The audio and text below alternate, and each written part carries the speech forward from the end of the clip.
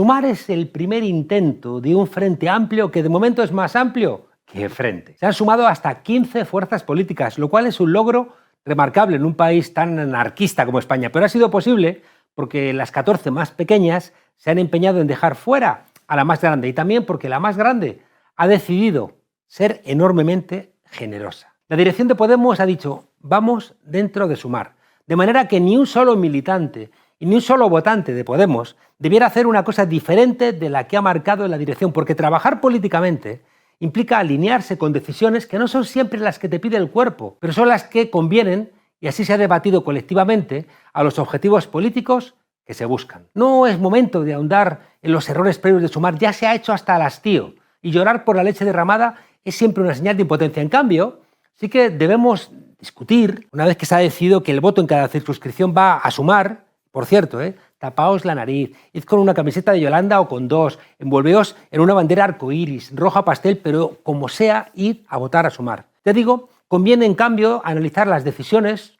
posteriores de Sumar que van a marcar el rumbo de lo que vaya a ser este conato de Frente Amplio. Y como Podemos está dentro de Sumar, tiene que debatir ese tipo de cuestiones. En esa dirección creo que no ha sido la mejor de las decisiones poner de número 2 a un embajador alineado, como corresponde, por otro lado, a un embajador del Reino de España con Marruecos. ¿Por qué? Pues porque lesiona la tradicional solidaridad internacional de la izquierda española con los pueblos sometidos. No es una cuestión de razón de Estado, no es una cuestión de lo que conviene a los intereses geopolíticos de España, sino que en un partido político o en un frente amplio lo que corresponde a su línea ideológica. De la misma manera, tampoco ha sido la más lúcida de las decisiones nombrar a una persona trans como portavoz de feminismos, pese a la calidad personal de Elisabeth Duval, a la que le esperan enormes caminos llenos de gloria en el futuro. Porque es una persona igualmente controvertida, claro, algo que también le gusta mucho a ella, y que tiene sus seguidores y sus odiadores. ¿Por qué? Pues porque ahonda en la falta de explicación del veto a Irene Montero, que se justificaba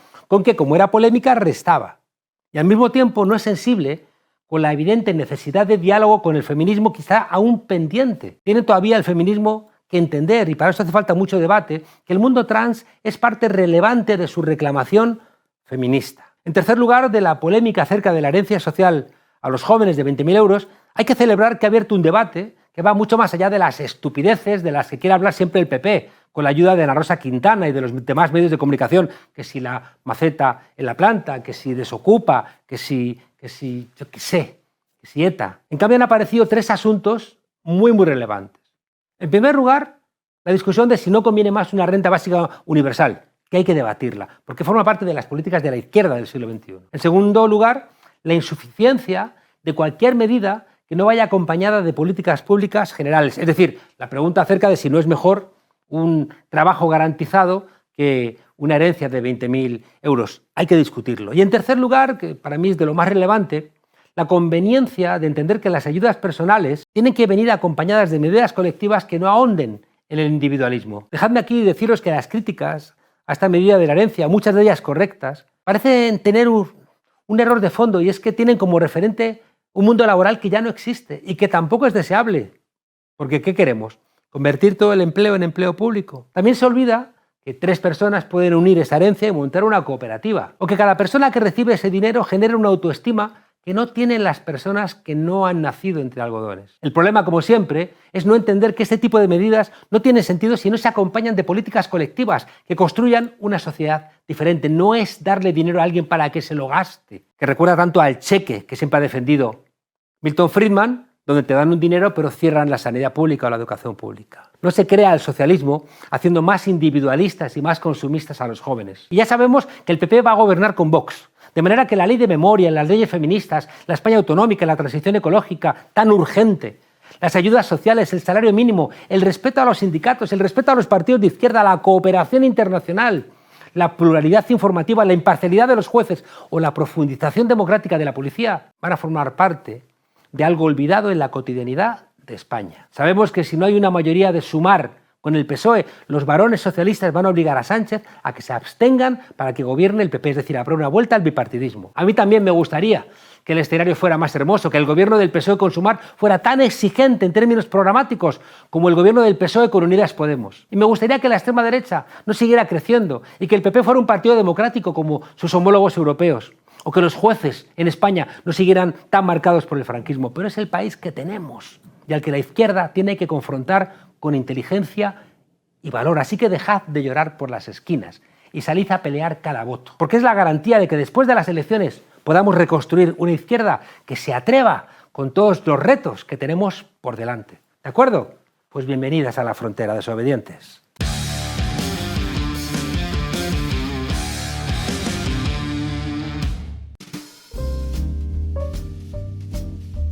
A finales del siglo XVIII, la mayor parte de las tierras cultivables en España, alrededor del 70%, estaban en manos de la Iglesia, de la nobleza y también de los concejos municipales. Los ilustrados de la época, todavía no existía Podemos, ya advertían de que el principal problema de la agricultura española era la enorme extensión de propiedades en poder de lo que ellos llamaban manos muertas, es decir, terrenos que no se podían ni enajenar ni vender y tampoco tributaban. A mí lo que me parecería ligeramente mal es que me quitaran mis tierras, que para eso mis antepasados pelearon para quitárselas a los moros. Un latifundismo que no acabó con la desamortización de Mendizábal ni tampoco con la reforma agraria de la Segunda República y que hoy controla más de 8 millones de hectáreas del territorio español. Para que os hagáis una idea, más del 16% de la superficie terrestre de España sigue en manos de 41.000 terratenientes. Nombres tan ilustres como Carlos Marx, Rafael del Pino, Juan Abelló encabezan este ranking de caciques con centenares de miles de hectáreas. ¿Dedicadas a qué? Pues integralmente a la caza. ¿Comprendéis ahora el interés de Vox por controlar las consejerías de Agricultura en Castilla y León, en Valencia o en Extremadura? El señorito Iván ha vuelto, la diferencia es que ahora se apellida Iván Espinosa de los Monteros. Yo recuerdo que antes, ¿qué digo antes? Hace 4 días, su mismo padre, Paco Rodrigo, decía: gracias, señorita Iván. El problema del ascenso de toda esta extrema derecha latifundista, franquista y cañí es que sus políticas medioambientales nada tienen que ver con lo que marca la ONU, la Unión Europea y hasta el sentido común. Son unas políticas negacionistas del cambio climático, que apuestan por ampliar regadíos como en Doñana, liberalizar las normas medioambientales, rebajar espacios protegidos, explotar la inmigración y hasta utilizar pesticidas al por mayor. Según los señoritos de Vox, es que los menores costes laborales y el uso de pesticidas prohibidos en Europa rebajan los precios de los productos agrícolas. Y a ver, ¿de qué se trata esto? ¿De apoyar a quién? Oiga, he traído aquí a 10 de los más importantes científicos del mundo. Y ninguno me ha garantizado el tiempo que iba a hacer mañana en Sevilla. ¿Cómo alguien puede decir lo que va a pasar en el mundo dentro de 300 años? Ya se sabe que Núñez Feijóo tiene también una propuesta para las elecciones. Las cuestiones medioambientales tienen que estar supeditadas a las necesidades de la agricultura, reza su programa. Esto es, de la agricultura intensiva, de la macroproducción. Por si no bastara, estos que se toman a chirigota el cambio climático son los que han regalado a sus socios de Vox las áreas ligadas al campo español, porque en el fondo, si es que en el fondo ambos piensan lo mismo, porque vienen del mismo lado, son caimanes del mismo foso. Al parecer les da igual que las temperaturas en España hayan subido 1,6 grados el último año, con una media de 15,3 grados el 2022, el año más cálido de la serie histórica en España. Nos dirigimos claramente hacia el abismo y no se trata de ser apocalípticos, es de no ir contra el muro y no querer verlo. Claro, esto de los pactos del PP con Vox no creáis que contempla el cambio climático. Esos son, dirían ellos, mariconadas. Tampoco es ninguna casualidad que en ayuntamientos como Valladolid, Elche o Palma de Mallorca hayan suprimido los carriles bici, hay que ser descerebrados. O que en el Parlamento Europeo hayan bloqueado la ley de restauración de la naturaleza. Con la excusa del cambio climático, lo que están haciendo es restarnos libertad. Las políticas de Vox, asumidas ya digo en su totalidad por el Partido Popular, son las políticas de Giorgia Meloni en Italia, la fascista, retrasando la entrada en vigor del veto a los combustibles fósiles o queriendo eliminar las restricciones de circulación como reclama ¿quién? Pues el potente sector automovilístico. Son también las políticas de los liberales en Alemania, bloqueando la ley de las calefacciones que quiere prohibir la instalación de nuevas calderas de gas y carbón a partir del año que viene. Las políticas medioambientales de la derecha española y europea son un remake de las políticas negacionistas. ¿De quién? Pues de Donald Trump o Jair Bolsonaro. El pulmón del planeta se quema.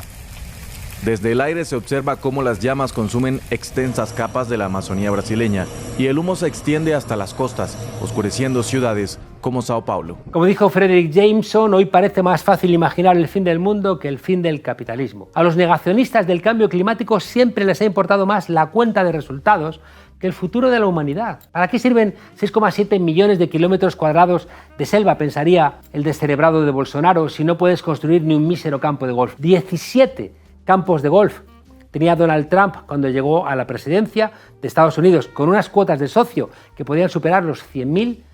No te vayas a encontrar a la chusma mientras que buscas completar los hoyos. Eso es pensar en el futuro, en tu futuro y no en la cumbre del clima. This is not a time for pessimism. This is a time for optimism. Otro que no se queda atrás en esto del golfismo es el presidente popular de la región de Murcia, el popular Fernando López Miras. 20 campos de alto nivel en un radio de acción de 35 kilómetros. ¿Y qué decir de Juan Moreno Bonilla? 109 campos de golf abiertos en Andalucía mientras se aprueban restricciones de agua a agricultores y ciudadanos. Pero ¿quién necesita beber agua teniendo hoyos de todos los niveles? Ir llenando los botijos antes del 23 de julio. No vaya a ser que la derecha y la extrema derecha gane las elecciones. La Agenda 2030, que es de las cosas más dañinas para un país como España. Y que nadie ha votado. Siguiendo la estela de Trump o Bolsonaro, las fake news promovidas desde la derecha buscan sumar votos en los caladeros del descontento del país más profundo. Agricultores, ganaderos, cazadores, enfadados con esos burócratas de ciudad que gobiernan supuestamente alejados de los intereses de la gente rural como ellos. Urbanitas que no han pegado un tiro en su vida y que están en contra hasta de las corridas de toros. El problema es que en esa amalgama de paisanos insatisfechos se mezcla gente que vive del campo con vividores de la tierra. Porque ahí están los Mora Figueroa, los Domecq, los Botín, la Casa de Alba, familias que mantuvieron sus cotos de caza el año pasado gracias a los 6,2 millones de euros que recibieron de ayudas europeas. Pero ¿no habíamos quedado que la PAC significaba política agraria común? ¿A quién creéis que defenderán los consejeros de Vox en Bruselas? ¿A los agricultores de sus comunidades o a esta pandilla de aristócratas aficionados al gatillo? Mira, lo de la tierra para el que la trabaja es un eslogan que está fracasado. Para los creadores de odios y mentiras de destrucción masiva vaya una breve acotación. La Agenda 2030 no es ningún contubernio de las élites progresistas comandadas por el malvado Soros. No, la Agenda 2030, aprobada a través de una resolución respaldada por todos los países presentes en la ONU, 192 naciones, lo que busca es mejorar el bienestar de la humanidad, reducir la pobreza y proteger la naturaleza para que nuestros hijos y nuestros nietos tengan un planeta en el que vivir. La Agenda 2030 no está pensada contra los honrados agricultores, todo lo contrario, ojalá haya más agricultores honrados. Lo que defiende es un modelo de vida como el que señalan esos agricultores honrados y al mismo tiempo el futuro de todos. La cadena de valor en el campo y que los agricultores no vendan más bajo que el coste son leyes que tienen que ver con la Agenda 2030, la que se quieren cargar los constitucionalistas de la derecha. ¿Va a votar PP o no? Solo una vaca loca podría dar su voto a esta cuadrilla de impresentables y de ineptos. En su breve recorrido institucional ya la han liado parda en más de una ocasión. La gestión del gobierno de Castilla y León de la crisis por tuberculosis bovina, rebajando los controles y las restricciones para el ganado afectado, estuvo a punto de acabar con un sector clave para nuestro país. Es que son unos bomberos pirómanos. La Comisión Europea tuvo que tirar de las orejas a España por incumplir y relajar el marco normativo europeo, lo mismo que la campaña lanzada por un grupo de activistas alemanes que pedían la retirada de los supermercados de la fresa de Huelva. ¿Por qué? Pues porque estaba contribuyendo a la desecación de Doñana. Pero en vez de dar marcha atrás y retirar la ley como exige Bruselas, ¿qué hicieron los amigos de Juanma Moreno? Pues se dedicaron a intentar desviar la atención, echando la culpa ¿a quién? Pues a los chivos expiatorios de siempre. Vaya por Dios, Monedero y Garzón vinculados a los líderes del boicot a la fresa de Andalucía.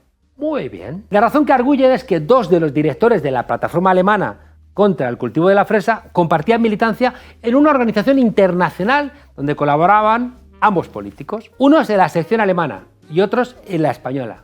Ah, claro, está la relación causal claramente explicada. Claro, siguiendo ese razonamiento, sería mucho más lógico entender que Feijóo pues debería ser considerado un narcotraficante, porque claro, como iba en la misma lancha que un narcotraficante, aún más. ¿Es que no eran acaso los dos gallegos? Resulta paradójico que los herederos de los grandes terratenientes, los responsables históricos del retraso de la agricultura en España, los que llevan toda la vida mangoneando diputaciones y chupando ayudas públicas, vengan ahora de salvadores del mundo rural. ¿Por qué tanto afán por controlar estas instituciones democráticas? ¿No estaban en contra de las comunidades autónomas? ¿Por qué ese repentino interés por los pequeños y medianos agricultores y ganaderos? Pues muy sencillo. Porque al margen del dinero, que se lo van a seguir llevando a expuertas como siempre, saben que en el mundo rural se están ganando elecciones. Que los 3 diputados de provincias como Palencia, Zamora o Cuenca son fundamentales para sumar la mayoría en el conjunto del país, porque Asaja, la Real Federación de Asociaciones de Caza de España o la Asociación Internacional de Tauromaquia son para la derecha española lo que la Asociación Nacional del Rifle era para Donald Trump.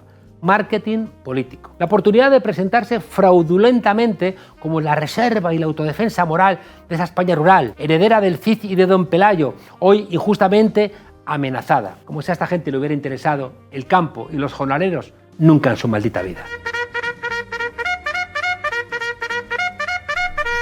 Es todo postureo. Lo verdaderamente importante para el mundo rural es pensar cómo enfrentar la despoblación, cómo mantener vivos los pueblos, cómo reactivar los sectores agrarios y ganaderos para que sean viables, el futuro de los regadíos, los incendios forestales, la justicia de la cadena alimentaria, el empleo verde ligado al patrimonio natural, la agroecología, las condiciones de trabajo de los temporeros agrícolas. Vamos, los temas que quitan el sueño al señor Jarrapellejos, o al marqués de Leguineche, o al señorito Iván Espinosa de los Monteros. ¡Suélteme, señorito, suélteme! ¡Para quieto, Paco! Hoy, a menos de un mes para las elecciones, se hace más necesario que nunca desmontar el relato polarizador que quieren imponernos desde Vox y el PP. Mundo rural, o sea, cazadores, toreros y derecha responsable frente a urbanitas animalistas, ignorantes e irresponsables. De nuevo el discurso del odio, la falsa dicotomía de lo conmigo o contra mí, o con la España latifundista heredera de los reyes católicos o con los filoetarras bolivarianos enemigos acérrimos del campo español. Y el campo de Palencia ha sido atacado. Ha sido atacado la remolacha. Basta ya de insultar a la inteligencia de la gente. No puedes reclamar precios justos para los agricultores y ganaderos cuando estás en contra de una ley de cadena alimentaria que prohíbe la venta a pérdidas. Si estás con las grandes cadenas de suministro, si estás con las grandes distribuidoras, no estás con los campesinos. Tampoco puedes decir que vas a arreglar los problemas de despoblación en la España vaciada cuando llevas décadas gobernando en Galicia y en Castilla y León y no has conseguido contener la sangría demográfica. 100.000 habitantes perdió la comunidad gallega con Feijóo al frente de la Junta. No puedes defender a nivel nacional las macrogranjas cuando muchos de los alcaldes y concejales llevan años peleando para frenar el asentamiento de este tipo de explotaciones en sus pueblos. No puedes presumir de ser la solución al campo español cuando entre 2013 y 2016 se perdieron 15 explotaciones agrarias cada día, mientras las explotaciones forestales y los cotos de caza pasaron de 16,3 millones de hectáreas en 2016 a 19,4 millones en 2019. ¿Y los incendios? Hace falta recordar que el PP y Vox son los partidos de los incendios del campo español. Ese es el modelo rural de la derecha española. Volver a la España de las cacerías, de las mamandurrias y de los bosques, de los prados, de los montes quemados. Llevarte 2.500 euros al mes como alcaldesa de un pueblo con extrema despoblación y poco presupuesto. Ese es el modelo que nos plantea la derecha. En el fondo, Marx, que nunca mató una perdiz, no andaba desencaminado. Todo es cuestión de dinero. De dinero, que no de agricultura. Y de dinero la derecha sabe un montón. Fue en ese campo que quieren regresar las derechas españolas, donde un cacique estaba repartiendo unas pesetas para que sus jornaleros le votaran. Y uno le tiró el dinero a la cara y le dijo: en mi hambre mando yo. A saber qué hicieron con ese hombre después, en la guerra. Porque esa gente, esos trabajadores del campo, esa gente que mira al cielo, son los verdaderos trabajadores del campo de nuestro país.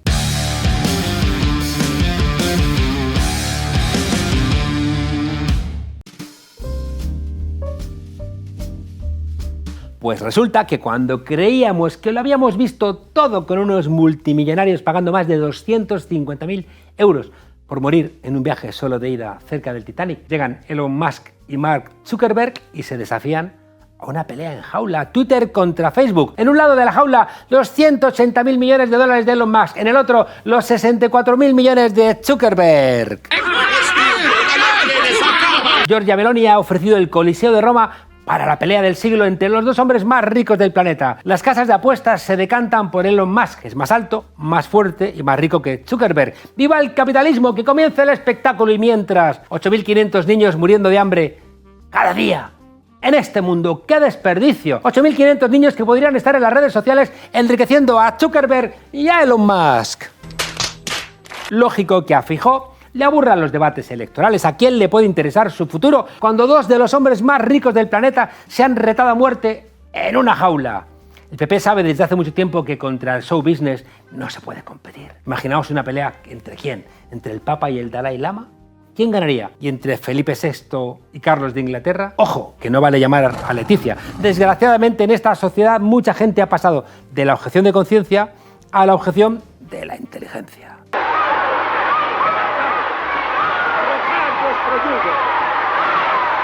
Mal asunto cuando es el gran hermano quien te marca la opinión. Cuando llega Ana Rosa y dice que los datos del paro son catastróficos y tú vas y te lo crees. O que es negro el blanco español, para más señas, que asesinó a una mujer en la plaza de Tirso de Molina en Madrid. ¿Qué más da? Si lo importante es que la derecha, Abascal y Ana Rosa Quintana digan que era un negro de mierda. O cuando Carlos Herrera te calienta con lo mal que va la economía del país, la del país, porque la suya no para de crecer porque tú vas a marcar la X en la declaración de la renta. O cuando algún todólogo del apocalipsis te asusta con la ocupación, con ETA, con que España se rompe o con la maldita Venezuela, si eres de los que se han preocupado en informarse, en contrastar las noticias, cambiar de canal, de emisora o dejar de leer ese periódico, cuidado, eres de los peligrosos. El problema es cuando eres uno de esos que está más preocupado por la pelea del siglo entre Musk y Zuckerberg que por el futuro de las pensiones. ¡Ay! Fútbol, automovilismo, Netflix, peleas entre millonarios en una jaula, arrojándose billetes de $100 a la cara. ¿Qué más necesita el ser humano para ser feliz? ¿Suscribirse a un canal de YouTube para estar informado de lo que está pasando realmente en Francia? ¿O gastarte el dinero en ver cómo dos streamers se lían a leches en la velada del año de Ibai? La última serie de Netflix que dice un cualquiera que no te puedes perder, o 100 años de soledad de García Márquez. ¿Marx o Twitch? ¿Seda de Barico o Fast and Furious 45? ¿Los Buddenbrook de Thomas Mann o Succession? ¿Aprenderte una poesía o ver otra de gatos o perros en TikTok? ¿Pararte a preguntarte qué sientes o preguntárselo al chat GPT para ahorrarte ese tiempecito? La verdad es que esto de pensar por uno mismo cada vez está más difícil. No seáis de esos y hasta la semana que viene, desobedientes.